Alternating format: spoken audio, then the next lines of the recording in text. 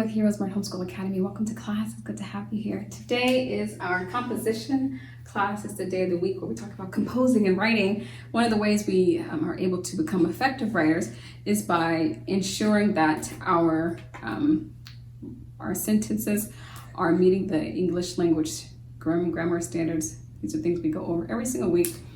It's repetition is good, so don't get bored of repetition. It's really good because if you do it week after week after week after week, very soon it'll be, second nature to you. So that's why we do it very often. Today we're going to be talking about a plural subject, and I'll explain all of that in greater detail right after we open up with the word of prayer.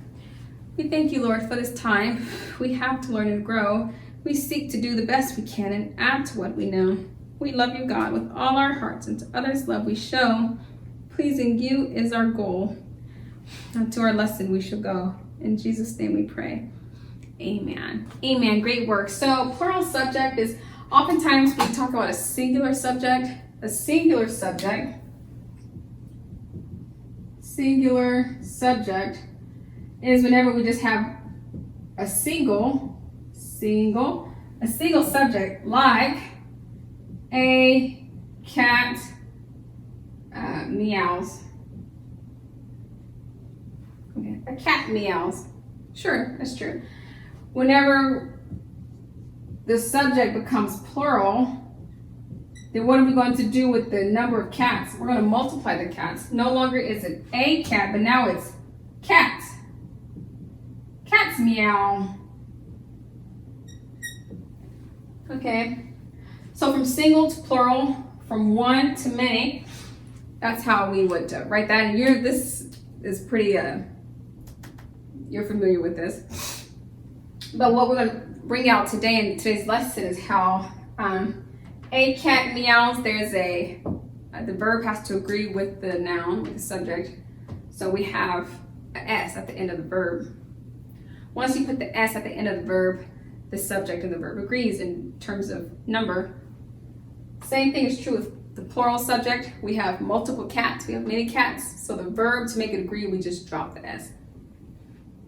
What we're going to be talking about today, most especially, is how this may change whenever you're using the word and or in your sentence. Just by changing that from and to or is either going to affect your sentence. Okay, and I think once we start reading and you see the comparisons, you'll understand better. John and Paul are twins. Is that a good written? That's a nicely written sentence. It's a well-written sentence. Paul and John and Paul are twins. What if I had said John and Paul is twins? Would that be correct? It would not, but the reason is because we have a plural subject. And because our subject is plural, John and Paul, we're talking about more than one person. They are twins. We can't say they is twins. Or John and Paul is twins. We say they are. So that's the reason are is the correct verb. If you go right over, it says John or Paul is a twin. Now we've gone from are to is. We changed our verb to is. How can we do that? Well, we can do that because we're not saying John and. We're not coupling our subjects anymore. It's no longer one plus one, plural subject. Now it's one or maybe this one. One or this one. So it's still just a singular subject. It's John or it's Paul. So it's either this one or this one. Whereas when we link these together, we add it. John and Paul, that's 1 plus 1, that's 2, that's a plural subject. This is John or Paul, that's this one or this one. 1, 1, 1, still singular. So the subject is still singular. John or Paul is a twin, so now we can say is. Liz and Pam are sisters. We have they are sisters. Is that correctly written? That is correctly written. The verb agrees with the subject. Over here we have Liz or Pam is a sister. How can we say that confidently? Because we're saying this one or this one is. One is A cat meows, the subject and verb agrees. Liz is a sister, or Pam is a sister. So that's another way to read it. If you can pull out the or and just break it up a little bit, you can say Liz is a sister or Pam is a sister. If it reads correctly either way. And that's how you know you've chosen the correct verb. Tim and Gret share a bike. We have here they share. We did not make the verb plural by adding an S. We just say Tim and Gret shares. We just said they share. Why did we not add an S to the verb? Because there's already a plural subject. Tim and Gret, that's more than one. So the verb can be, needs to be plural by leaving the S off. So they share a bike. Tim or Gret needs a bike. Here we have singular or singular. One person or another person needs. That S needs to be there because that's the way we can make sure that the verb and the subject agrees. One subject, singular subject, singular verb. Peter and Grace are friends. They are friends. That's correctly written. Peter or Grace, or, so either this one or this one is, because we're only talking about one person. So this is correct.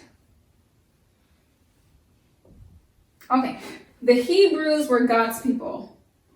Were, past tense, plural. Plural past tense. They were God's people. A Hebrew was, singular past tense, whipped by an Egyptian. He was. Gloria and John are siblings. That's correct. We're talking about more than one person. These two are siblings. Gloria or John is a sibling to Mia. This or makes all the difference. Either this one or this one.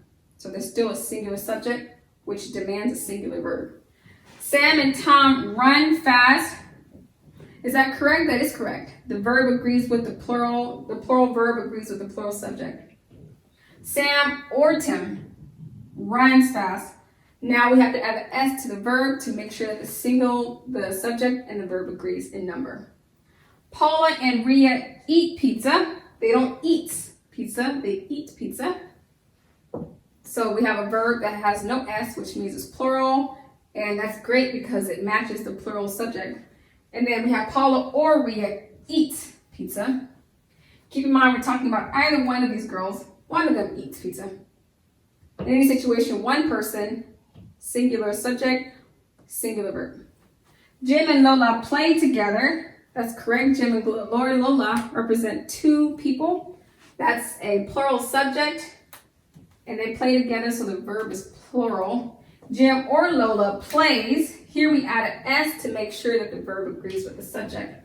Ryan and Roy are brothers. That's correct because we have a verb that agrees with the number of subjects, which is plural. Ryan or Roy is one or the other, just one, is a brother to Beaver. One is a brother to these guys. So singular subject demands that the verb also be singular. Can you see that? I trust you can. When we've gone through this many times before, I just like to do over and over and over again until you're writing so fluently and confidently and you're doing it without any mistakes. That's what we're aiming for.